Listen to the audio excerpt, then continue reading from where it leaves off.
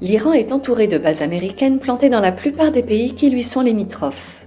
Le Pakistan, l'Afghanistan, l'Irak, le Koweït, le Bahreïn, les Émirats arabes unis et Oman.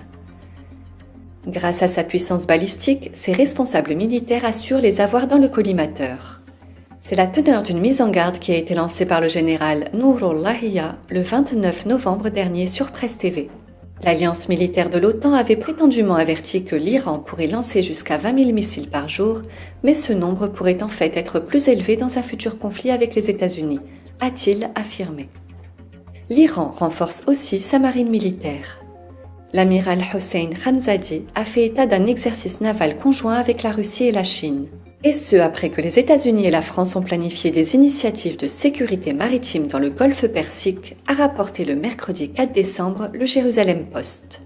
Appelé ceinture de sécurité maritime, l'exercice conjoint entre l'Iran, la Russie et la Chine se déroulera le 27 décembre, a indiqué l'amiral iranien.